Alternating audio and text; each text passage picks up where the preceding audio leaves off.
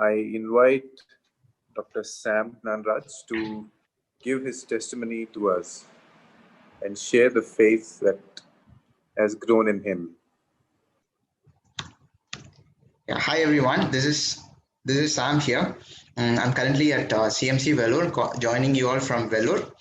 Nice meeting you all. It's been a great pleasure. This whole Saturday we had so many blessings, meeting after meeting, lots of messages, and really blessed by that. I'm sure all of you are too. For my testimony, I wanted to share about something that God did for me last year and this year. So as Adventists, we face a lot of troubles, trials, extra trials in life that many other Christians don't. And many of these revolve around the Sabbath keeping issue. So this happened for me. For me, since my childhood, I've been growing in an Adventist environment. So went and attended all Adventist schools from my kindergarten to my plus two. And so we never really faced a Sabbath issue in an Adventist environment. And after that, after school, I joined Christian Medical College, Vellore, for my UG MBBS. And even this college is one of the wonderful places for Adventists to study, and they give a lot of privileges, and they excuse you on Saturdays, and they make arrangements for you if something comes up there. So it's never been that much of an issue for me. My whole life has been a smooth ride in terms of Sabbath keeping. But then here I was, after I finished my MBBS, I finished my bond, and I'm applying for PG. And the PG, the new NEET, according to the new NEET laws, the whole country will have one entrance exam, and post entrance exam you apply to different states based on which college you wanted to join. So I had applied to CMC for my PG also, and unfortunately the counseling for PG entrance fell on a Saturday. So this had happened since the first time NEET had been put in place, this nationwide exam. So the first time also it happened something similar to this, but at that time a lot of Adventists got through the exams because that was the first time NEET came in place, and there were a lot of confusion around the implementation. So the counseling took forever, and it went beyond sunset. So a lot of Adventists, they went and applied for their counseling after sunset, and many of them got in the previous year. But this next year, we all prayed hard to God. God, kindly let not the counseling fall on Saturday this time also. But then it fell on a Saturday, and here we were stuck. So initially, there was an arrangement by the government which said something like this: if you cannot come in person to the counseling, then you can authorize a friend of yours to carry the letter and the money and the fees, and you ask them to go and appear in the counseling for you, and they choose your seat, and they also pay the fees and come back, and you still get your seat. So for me, the question of whether I should go there, be present in person, was out of my mind. Of course, I should not be there. It was a very secular event, and Sabbath is a holy day, and God has asked us to keep it holy, which means that we should not be present for academic counselings on the seventh day. But this other option, this new option of you can assign someone to go in your stead and they do it for you, was a little tempting. And I was almost thinking, waging my mind, wondering whether I should take this option or not.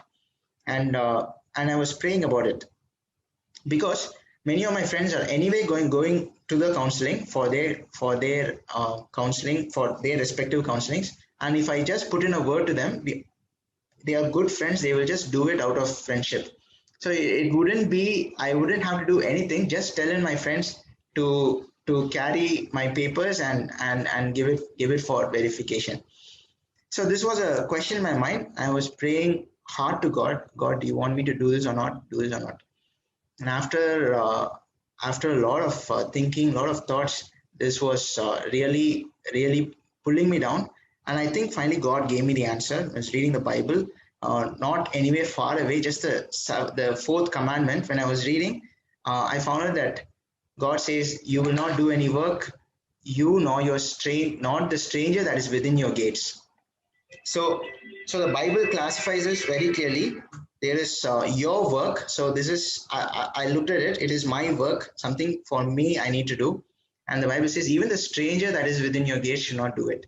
And of course, asking a friend to do it may seem very innocent, but then a friend may not do it for hire for the wages, but definitely a friend is doing it for a repeat favor. If he does it for me, then I do some other favor back to him. So it's almost the same. It's just that the terminologies are a little different and it's sort of confusing. So then we made a decision, a few of us actually, not just me. We said, God, we will wait on you. If it's going to come on Saturday, we will miss the counseling. We will stand for you. This is a privilege for us. So, but then we're still praying, God, if you are so mighty or powerful, if you want, you can change everything. Is it possible for you to make the dates change or make something happen or say prolong the counseling so that it goes beyond the sunset and all of that? And till that day, the prayers were we were constantly praying for this.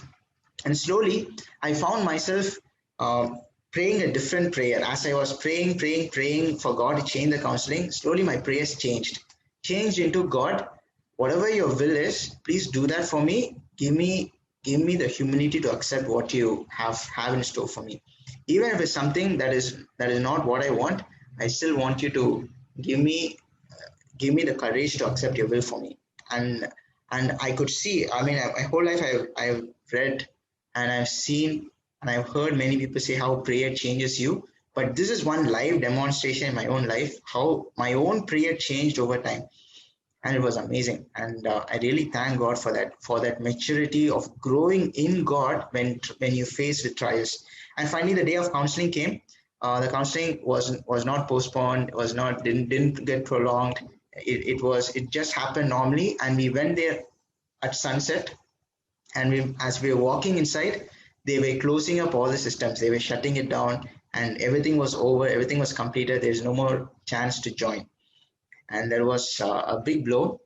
Yeah, of course, you have to bear trials for Jesus, but when after a lot of prayers, when something has happened, you sort of feel a little down.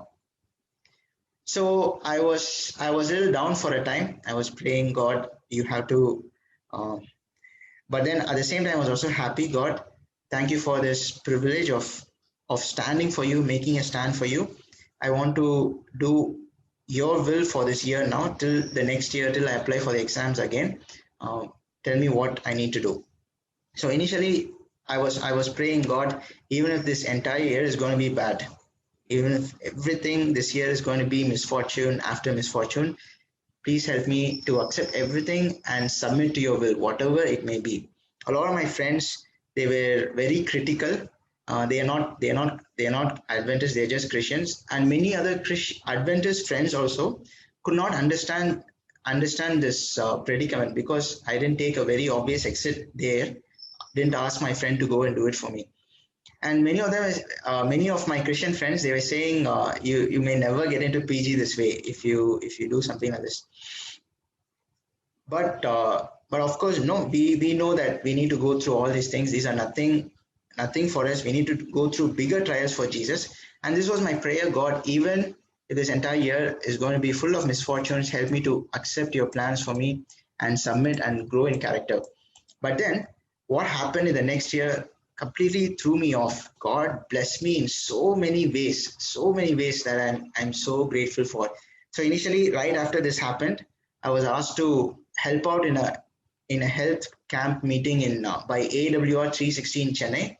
So this was running around in Chennai for a long time, staying there, making things happen, a lot of management and leadership, and a lot of experienced seniors to look up to, and really learned a lot of things from them, handled a lot of cash, did many things. Right after it got over, God sent me to Calcutta.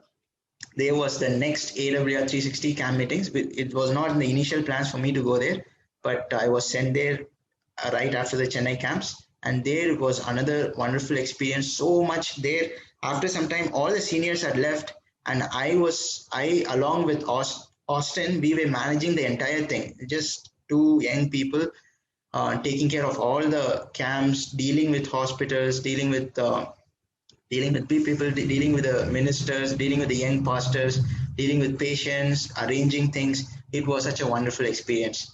And then we also got to meet a lot of people in these camps, a lot of young Adventist people, and saw the work going firsthand before our eyes. It was such a big experience. Then I was called to work at Ottapalam Adventist Hospital. That's in Kerala. Over there, we did a lot of things. Also, again, met a lot of wonderful people. I got to reconnect with two of my college seniors. Uh, we talked. We spent so much time together. We had a wonderful renewal of friendship. And then this church at Ottaparam had a college also. It's a nursing college attached church. So many students used to come, and it was wonderful interacting with the students, uh, talking to them, spending time with them, and and encouraging them and learning from them. So that experience at Ottapalam was really amazing. And then it was during this time I also started to just write little poems. Initially, it, I didn't know. I never knew I could write poems. And then this happened, and I was there for a year, and slowly I started writing, and I knew that God had blessed me with this wonderful gift of writing simple poems. And later, I also wrote a couple of songs. I was really grateful that I learned something that I could do that I didn't know before. If I had joined for my PG, my life here at CMC would have been so busy. I wouldn't have gotten any time for doing any of the other things. But here I learned that I could do something new that I never thought I was able to do. Then we also, this Kerala was very pretty place. We went and visited a lot of places, waterfalls, beaches, dams, and for rafting, went to zoos. We had long car drives. We had a wonderful time there. We also met with a big accident last year. It was quite bad, but then because of the accident, I got to buy a car. So that was the first car in the family, and that was a great blessing. So one year I miss it, and I pray God, even if it's a lot of misfortunes. I mean, if this whole year is bad, help me to go through it in your name. But then I can see how the whole year has been full of blessings. And then we had got officially sent for the first Amen conference, which happened last year, which was amazing because if I had only joined in PG, I wouldn't have time for any of this. I would have been so busy for all of that. And then we also had a health conference in Pune. Attended that also. I met so many wonderful people, so many special friends I could make through all these incidents. We also worked together in Ottapalam as a team, and we did a 10K run, sort of a marathon over there. And we called the local people to join in, and I was also instrumental along with another doctor over there to work out all these things. And again, it was a wonderful experience. And again, this when this COVID event happened, we got a lot of free time, and we thought we should do something. We should make use of it in some way. And as friends, we got together and we started working on a game. We worked on the game, and we somehow came to the finish. We are at a few days away from printing it. And so yes, God did all of these things for me in the last year. And finally, the next entrance came. We wrote the exams, and we got the marks. We got the results, and again the counseling, waiting for the counseling. And again, our prayers are, God, please let this time the counseling not fall on Saturday. So we were praying. This time a lot of people had written. So all of us were praying earnestly, God, would you work and change these days? And we also took some steps. We wrote to the university, we wrote to the colleges, we tried contacting with the authorities everywhere, but no response as expected from a government center. When you write, unless you go with influence with people, it's unlikely to get things done. And so we were praying still. We were wondering what is going to happen. And then this whole pandemic came up.